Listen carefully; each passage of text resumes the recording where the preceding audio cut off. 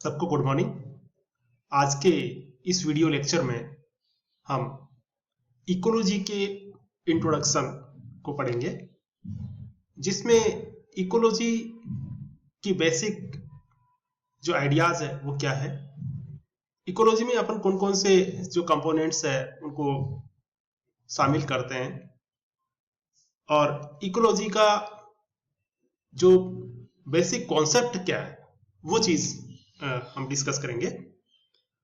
तो अगर डेफिनेशन के रूप में देखें तो the scientific study of environment is known as ecology, यानी कि पर्यावरण का और जीवों के बीच उनका जो वैज्ञानिक अध्ययन है उसको ही हम इकोलॉजी कहते हैं। इकोलॉजी में कोई भी जो ऑर्गेनिज्म है जिस जगह पे रहता है उसको हैबिटेट बोलते हैं, और उसके चारों ओर जो भी परिस्थितियां पाई जाती है उसको एनवायरमेंट बोलते हैं। तो ऑर्गेनिज्म और उसके एनवायरमेंट के बीच में एक प्रत्यक्ष संबंध होता है जिसका वैज्ञानिक अध्ययन ही इकोलॉजी कहलाता है।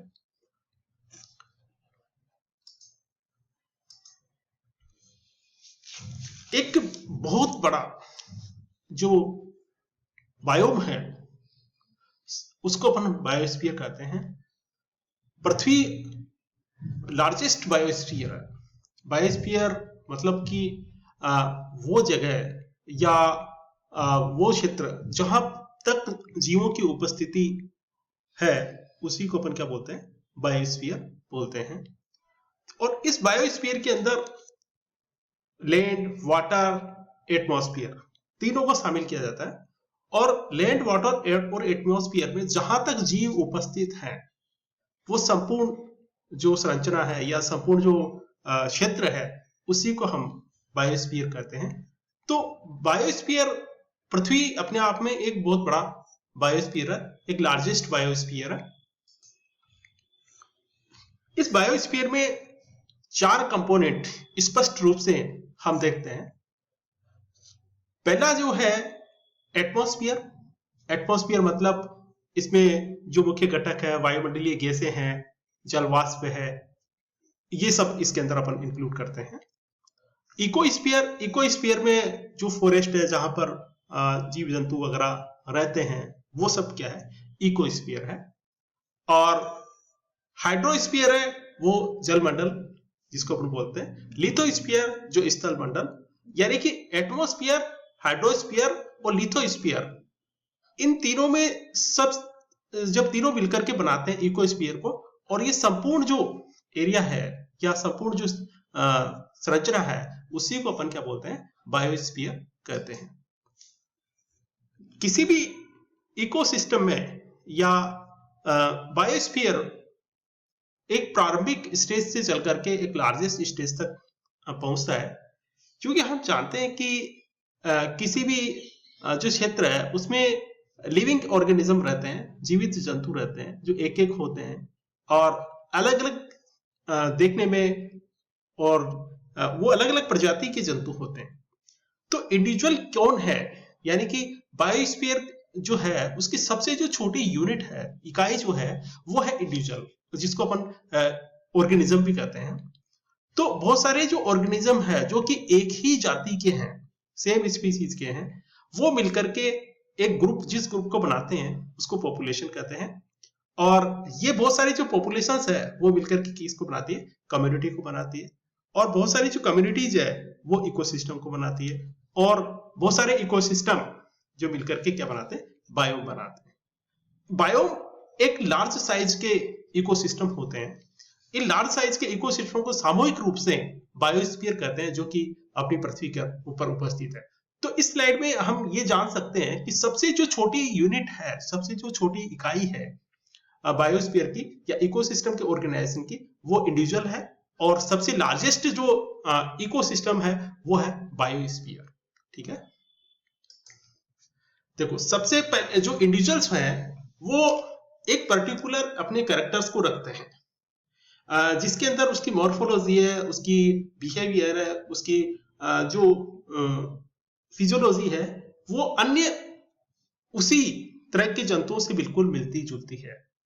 मतलब कि एक ही स्पीसीज के जंतु एक फिजियोलॉजिकल लेवल पे सेम होंगे, स्ट्रक्चरल लेवल पे सेम होंगे और सबसे इंपॉर्टेंट जेनेटिक लेवल पर भी सेम होंगे। मतलब कि उनके अंदर जो जीनोम है वो जीनोम समान होगा, यानी जेनेटिक मटेरियल है वो समान होगा। तो कोई भी जो जंतु जाति है वह एक ऑर्गेनिज्म का समूह है, इंडिविजुअल का समूह है जो देखने में समान है, फिजियोलॉजी में समान है और जेनेटिक जो इंफॉर्मेशन है उसमें समान है। तो इस प्रकार के इंडिविजुअल्स के जो ग्रुप है उसको अपन क्या बोलते हैं, स्पीसीज कहते हैं। और उस ग्रुप के सभी जंतु है वो एक ही स्पीसीज के जंतु माने जाते हैं, एक ही स्पीसीज के जंतु होते हैं। तो स्पीसीज के अंदर 3-4 चीजें अपन को ध्यान रखनी होती है। पहला तो similarity, structural similarity, physiological similarity, behavioural similarity और जेनेटिक सिमिलरिटी। ये अगर सिमिलर है तो वो सभी जो ऑर्गेनिज्म है वो क्या है, एक ही स्पीसीज के जंतु है। और जब एक ही स्पीसीज के जंतु किसी एक एरिया विशेष के अंदर रहते हैं, एक पर्टिकुलर एरिया में रहते हैं, निश्चित एरिया में रहते हैं, तो वह समूह जो है वो क्या कहलाता है, पॉपुलेशन कहलाता है। यानी group of a species, group of individual of A same species, एक ही जाति के ऑर्गेनिज्म का समूह पॉपुलेशन कहलाता है। ठीक है। और ये सब जो है किसी एक निश्चित एरिया विशेष के अंदर रहते हैं। तो सबसे पहला छोटा जो इकाई जो था वो इंडिविजुअल या स्पीसीज था। वो बहुत सारे एक ही स्पीसीज के जो जंतु है वो किसी एक पर्टिकुलर एरिया विशेष के अंदर एकत्रित हो जाते हैं या रहते हैं, तो उस एरिया को अपन क्या बोलते हैं, उस जगह को अपन क्या बोलते हैं, या उस समूह को अपन क्या बोलते हैं, उसको समूह को अपन पॉपुलेशन कहते हैं। और कम्युनिटी नेक्स्ट जो कंपोजिशन है, जो हायर हियरार्की लेवल है, कैटेगरी है, वो है कम्युनिटी। देखो क्या होता है कि किसी एरिया में बहुत सारी जातियों के जीव एक जगह पाए जाते हैं। जैसे कोई फॉरेस्ट है, फॉरेस्ट के अंदर हिरण भी है, शेर भी है, भालू भी है, चीता भी है, लिजार्ड्स भी है। ये सब क्या है, ये सब ऑर्गेनिज्म, ये सब इंडिविजुअल्स है, वो अलग अलग जाति के जीव हैं। लेकिन ऐसा तो नहीं है कि केवल पूरे जंगल के अंदर एक ही शेर हो, बहुत सारे शेर जो लोयन है उनका समूह है। ऐसा नहीं है कि पूरे जंगल में एक ही हिरण हो, बहुत सारे हिरणों का समूह होगा। तो जो डियर की जो इंडिविजुअल्स है वो उनकी एक अपनी पॉपुलेशन है, जो लॉयंस है उनकी एक अपनी पॉपुलेशन है, और जो फॉक्स है उसकी एक अपनी पॉपुलेशन है। मतलब कि फॉरेस्ट के अंदर अलग अलग प्रकार के स्पीसीज के जो जीव है वो एक साथ रहते हैं। यानी अपन इनडायरेक्ट कहते हैं कि अलग अलग जो पॉपुलेशंस जो है वो एक साथ किसी पर्टिकुलर एरिया के अंदर रह रही है, तो उसको अपन क्या बोलते हैं, उसको कम्युनिटी कहते हैं। ठीक है। यहां पर जैसे ये जो पूरा जो है वो क्या है, दीज आर द कम्युनिटी। और ये जो जीव है वो आपस में एक दूसरे से इंटरेक्शन करते हैं। इंटरेक्शन का मतलब, यदि जो शेर है, लॉयन है, अगर वो शिकार नहीं करेगा तो क्या होगा, उसको फूड नहीं मिलेगा। हिरण जो है वो अगर घास को नहीं चरेगा तो उसको फूड नहीं मिलेगा। फॉक्स है अपने दूसरे जंतुओं पे भोजन के लिए डिपेंड रहती है। तो यानी कि ये जो जंतु है कम्युनिटी के अंदर डिफरेंट जो अलग अलग जो पॉपुलेशन है एक दूसरे से इंटरेक्शन करती है, चाहे वो फूड के लिए कर रही हो, चाहे स्पेस के लिए कर रही हो, या किसी और चीज के लिए हो। यानी उनके मध्य आपसी जो है वो इंटरेक्शन होता है। तो कम्युनिटी की जो कैरेक्टर है, वो कम्युनिटी का कैरेक्टर ये हो गया कि बहुत सारी जो पॉपुलेशंस के जो समूह है वो किसी एक पर्टिकुलर एरिया में उपस्थित है और ये ग्रुप आपस में इंटरेक्शन करते हैं। इन ग्रुप्स के जो जंतु है वो आपस में इंटरेक्शन करते हैं, इस ग्रुप के जो प्लांट्स है वो आपस में इंटरेक्शन करते हैं। तो ये जो पूरा जो स्ट्रक्चर है उसी को अपन क्या बोलते हैं, कम्युनिटी कहते हैं। ठीक है। अब देखो कि एक कम्युनिटी है उसके अंदर सारे लिविंग ऑर्गेनिज्म को अपन शामिल करते हैं, चाहे वो प्लांट्स हो चाहे वो एनिमल्स हो। लेकिन एक इकोसिस्टम है, इकोसिस्टम में हम बायोटिक और एबायोटिक यानी कि जीवित और अजीवित दोनों को मिलाकर के एक पूरा जो इकाई है वो जो क्षेत्र है वो एक इकाई के रूप में काम करता है, तो उसको हम अपन इकोसिस्टम बोलते हैं। जैसे कि एक तालाब है, एक तालाब के अंदर अलग अलग प्रकार के जंतु उपस्थित है। जैसे फिशेस है, उसमें फ्रॉग्स भी है, उसके अंदर फाइटोप्लैंक्टन्स भी है, उसमें जूप्लैंक्टन्स भी है, बहुत सारे हैं। तो ये तो उसका क्या हुआ, लिविंग मटेरियल हो गया। लेकिन क्या अपन पानी को हटा दे तो ये सब जीवित रह पाएंगे? नहीं जीवित रह पाएंगे, क्योंकि उस एनवायरनमेंट के लिए उस पानी के अंदर विभिन्न प्रकार की गैसेस, उस पानी के अंदर विभिन्न प्रकार के न्यूट्रिएंट्स आदि मिले हुए, वो एक पर्टिकुलर जो एनवायरनमेंट है वो उस इकोसिस्टम के अंदर उपस्थित है।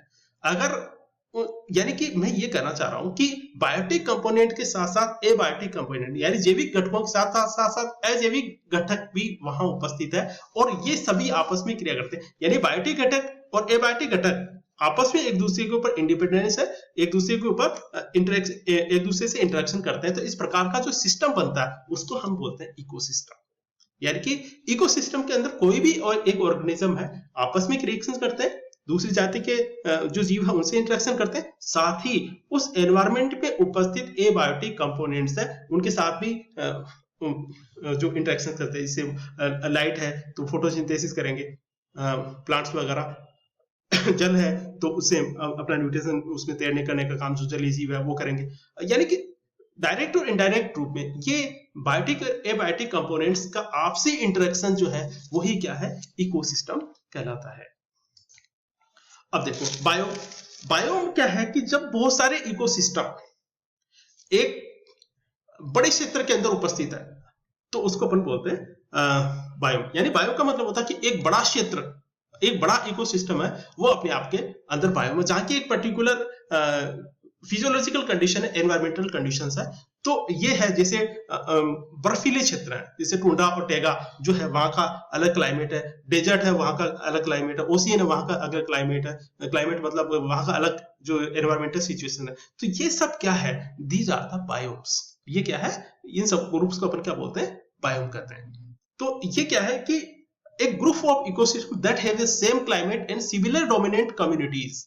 यानी कि बायोम एक इकोसिस्टम का ऐसा समूह है जहां पर समान क्लाइमेट है और समान जो कम्युनिटीज है उसके कम्युनिटीज है वो प्रेजेंट है। तो इस टाइप का जो एक संगठन है उसको अपन क्या बोलेंगे, बायोम कहेंगे। अब देखते हैं कि what shape as ecosystem. Ecosystem की क्या शेप हो सकते हैं, इकोसिस्टम को कौन कौन सी चीजें बनाती है, और इकोसिस्टम के अंदर कौन कौन से जो घटक है उसके वो कैसे अपन पाए जाते हैं। सबसे अपन देखते हैं कि इकोसिस्टम के अंदर कुछ जो ऑर्गेनिज्म है वो क्या है, ऑटोट्रॉप्स है। ऑटोट्रॉप्स मतलब कि प्लांट्स जो है वो अपना भोजन स्वयं बनाते हैं। प्रकाश जब लाइट जो है सोलर रेडिएशन प्लांट्स पे गिरती है तो इनमें फोटोसिंथेसिस की क्रिया होती है और ये ऑर्गेनिक फूड का सिंथेसिस करते हैं।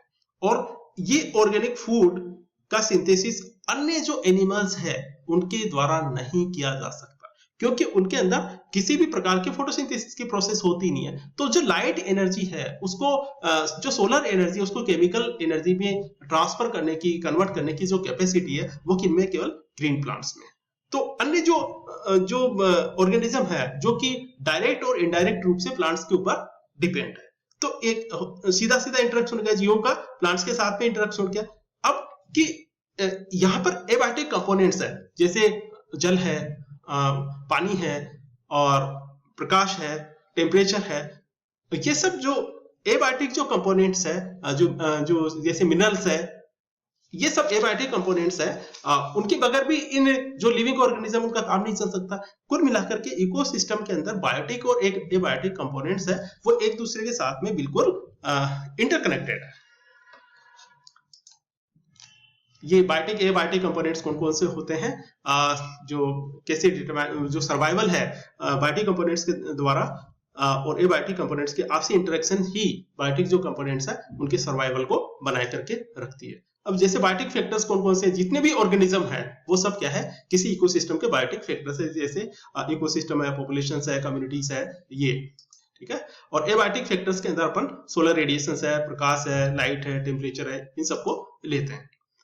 और इस प्रकार जो ऑर्गेनिज्म जिस स्थान पर अपना अनुकूलतम स्थिति प्राप्त करके रहता है उसके हैबिटेट बोलते हैं। और निक यानी कि ऑर्गेनिज्म उस एरिया के अंदर करता है उसको अपन क्या बोलते हैं, निक बोलते हैं। तो इस प्रकार बहुत सारे जो बायोम है वो मिलकर के क्या बनाते हैं, वो जो बायोस्फीयर है उसको बनाते हैं। तो इस टाइप से अपन सिंपल जो एक ऑर्गेनिज्म से, एक इंडिविजुअल से लेकर के हम एक बड़े स्तर जो बायोस्फीयर है उस लेवल तक जो समस्त जो अध्ययन है वो क्या कहलाता है, इकोलॉजी कहलाता है, एनवायरमेंटल